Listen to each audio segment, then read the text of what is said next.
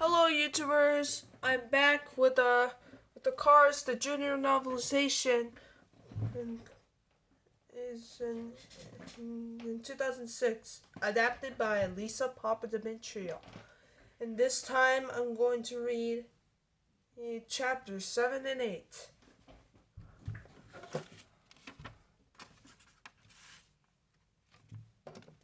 Chapter 7. The radiator spraying straight for court will come to order. The sheriff called as McQueen rolled into the front of the courtroom, his boots clumping. The townsfolk were gathered in the courtroom, and they were not happy. "Hey!" called Ramon, a low rider with a flashy paint job. "You scratched my pen! I thought I'd take a blue torch to you, man!" "Did you see what he did to my Stanley Kelly?" cried Lizzie, the oldest resident of the town. A glamorous show car named Flo frowned at McQueen indignantly. You see what he did to my cafe?" Flo demanded. "Now I gotta respect the kids." "You broke the road!" scolded the small Italian import named Luigi. He owned the Luigi's Casadella tires, and the tires that McQueen had plowed through the night before. "You're the baby motherfucker!" "That's it." Fillmore called. "Come here, hey," bellowed Sarge. "Come here," bellowed Sarge. "Officer, talk to me, babe," McQueen said to the sheriff in a smooth voice. "How long is this gonna take? I gotta get to California or race pronto." "Where's your lawyer?" the sheriff demanded. "I don't know," McQueen admitted. "Tahiti, maybe." "When the defendant has no lawyer, the court will assign one to him." "Hey!" the sheriff called out to the assembled cars. "Anyone willing to be his lawyer?" "Shoot," Mater said. "I'll do it, Sheriff." "All rise," the sheriff called. "The Honorable Dickinson presided. May God have mercy on your soul." An old blue car rolled into the court and took his place at the judge's bench. "All right," Doc ranted. I want to know who's responsible for wrecking my town, Sheriff.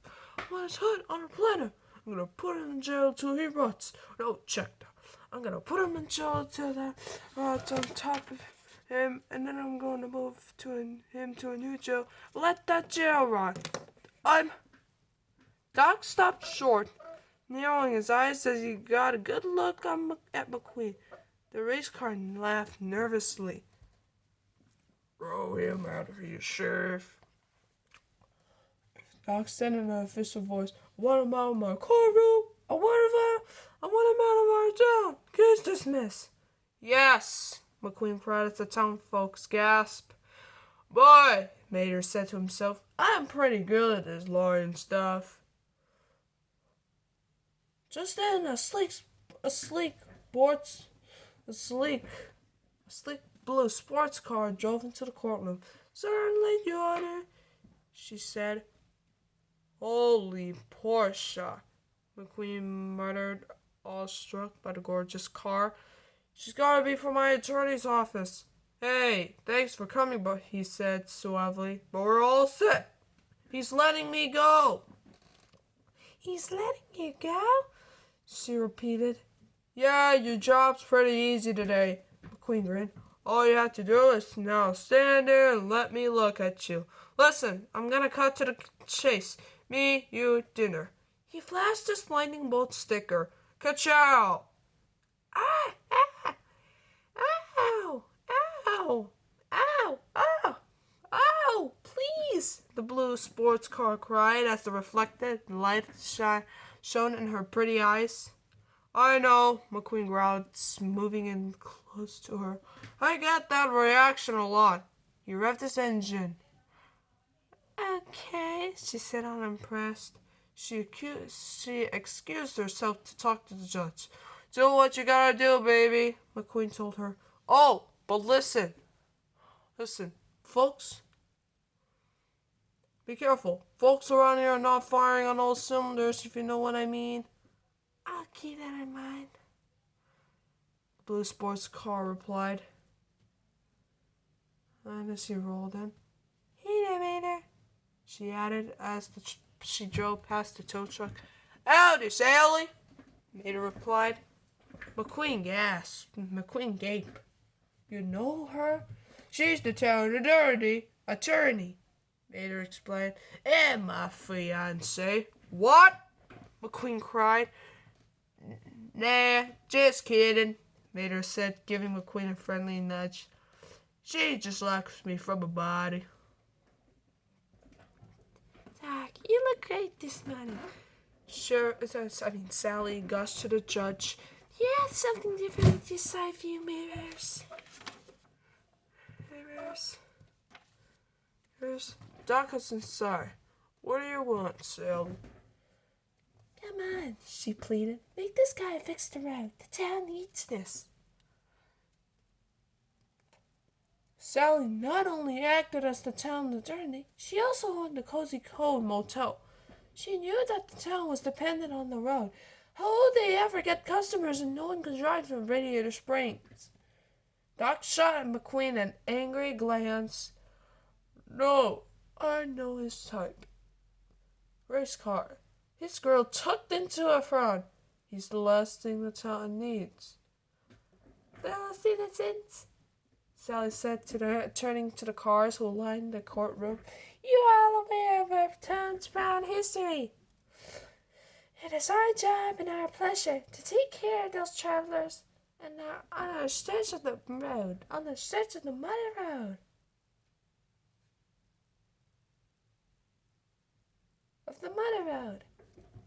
Oh, I ask you, are we caring to the travelers? There's no rabbit in the drive-on. Luigi, what do you have in your store?" "Yes," the little Italian port replied.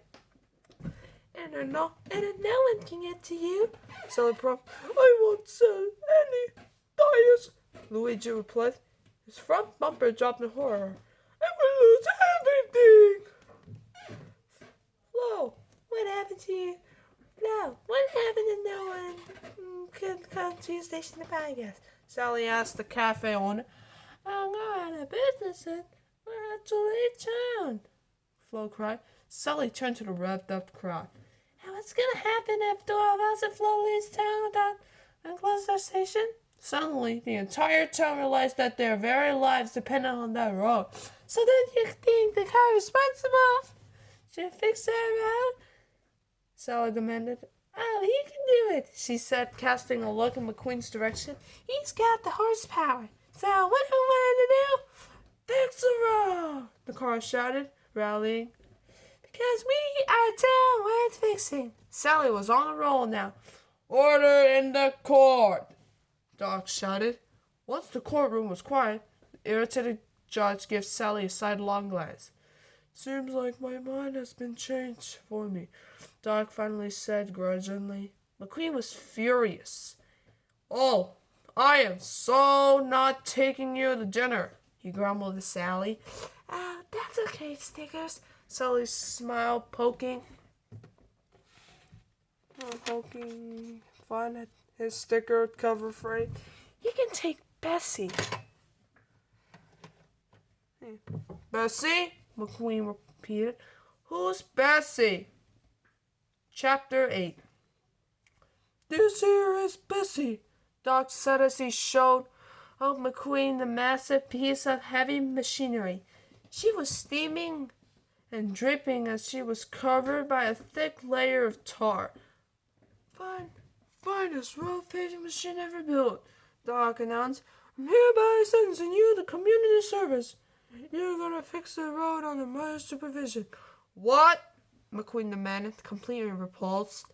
"This place is crazy." Hey, Mater whispered, leaning in close to McQueen. "I know this might be a bad time right now, but you owe me $32,000 in legal fee." "What?" McQueen cried. So we're gonna hit you up to sweet Bessie," Doc went on, "and you're gonna pull her nice." You gotta be kidding me. You gotta be kidding me. You gotta be kidding me, McQueen complained. He couldn't believe this. Did this old lemon seriously expect a flashy race car like Lightning McQueen to haul around a tub of junk like Bessie? As far as punishment went, this was cruel and unusual. How long does this gotta take? Well, Doc said thoughtfully. If I felt this right, it should take him about 5 days. 5 days? McQueen had cried. An image of a chick chatting up the folks as Dinoco flashed through his mind. But I should be in California smoozing Dinoco right now. I know. Then, if I were you, Doc shot back, I'd quit yapping and start working. Look at my meter. Okie dokie. The tow truck rolled forward to remove McQueen's parking booth. Zoom! Freedom! McQueen shouted loudly as he zipped away. Woohoo! California, here I come! He pressed the accelerator, shooting toward the Welcome to Radio Springs billboard. But suddenly he coughed, and he sputtered. No! McQueen cried as he slowed to a stop. Out of gas?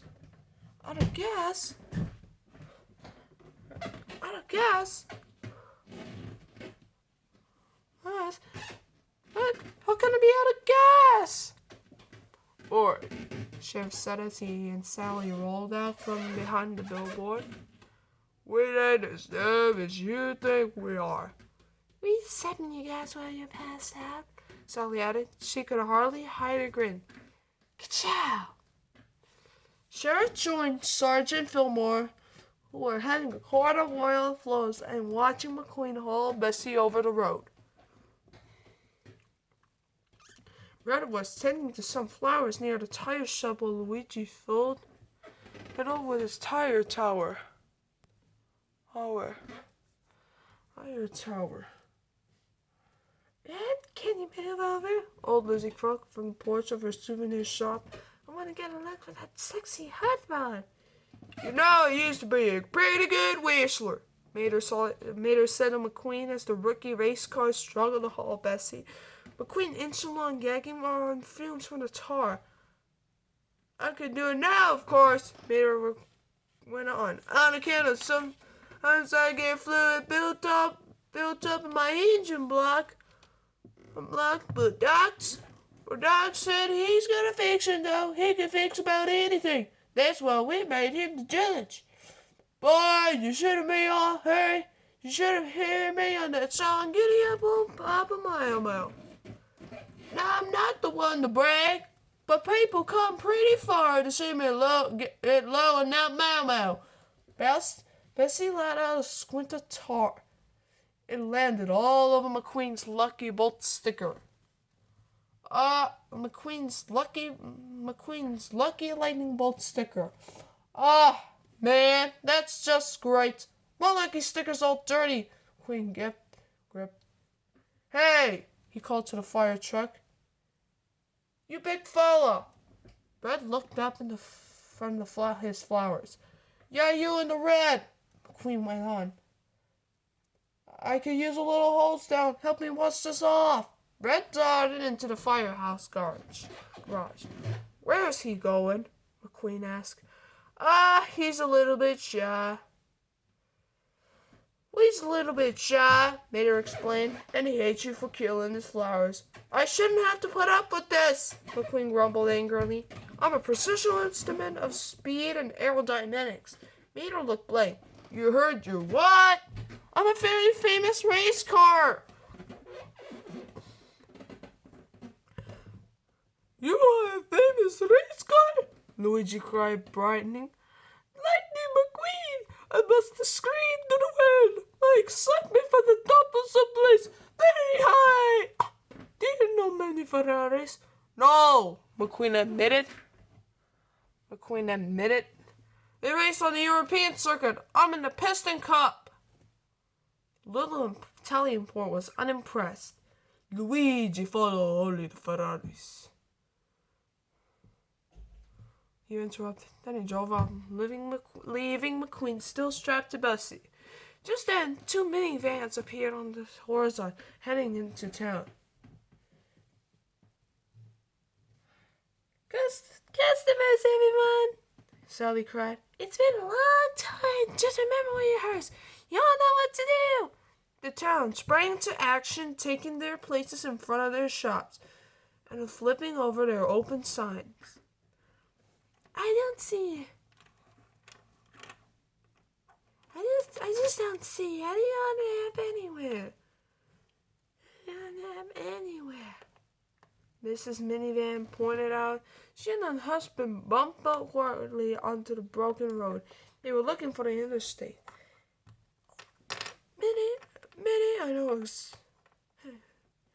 Minnie, I know exactly where you are, Mr. Minnie. And Mr. Minivan insisted, even though he didn't.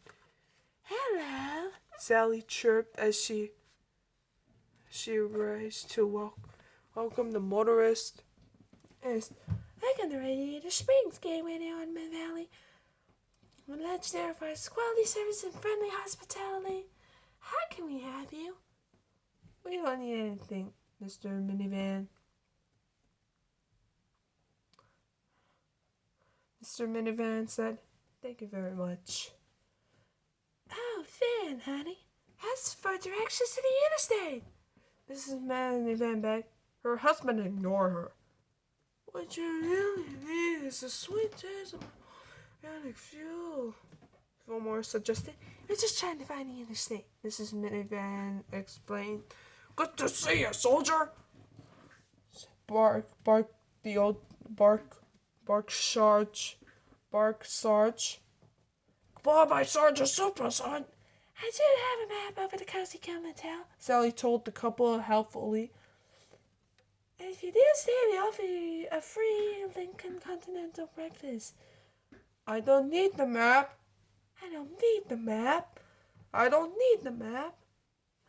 Mr. Minivan said stubbornly. I have the GPS. Tried to offer them fuel. Luigi suggested that they get some new tires. Ramon even tried to sell a lost couple a flashy new paint job, but the travelers weren't interested. In fact, all the attention made them drive a little faster to get out of Radiator Springs. Come back soon, okay? Sally called as the couple sped off. And then you know where you are. Tell your friends. Psst. Psst. McQueen gestured to the couple as they neared the edge of the town. Hey, I know how to get to the interstate. Oh, dear, Mrs. Minivan and asked as she came to a stop. No, McQueen admitted. Not really, but listen, I am Lightning McQueen, the famous race car. I've been held here against my will. And I need you to call my team so they can come rescue me and get me to California in time for me to win a Piston Cup.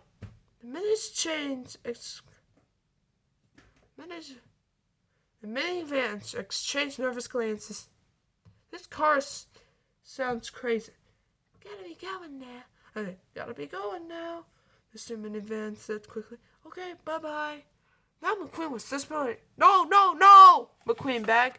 Now he really sounded insane, but what else could he do? He didn't care if he sounded out of his mind. He thought staying in Radiator Springs was making him crazy. He yelled after the minivans. It's the truth!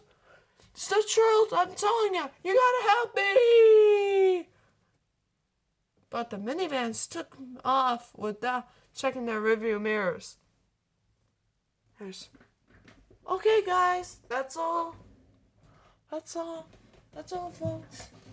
I'll be back when the next chapters on chapter 9 and 10. Bye-bye. Alright, YouTubers. Thank you for watching this video, and don't forget to subscribe. Bye!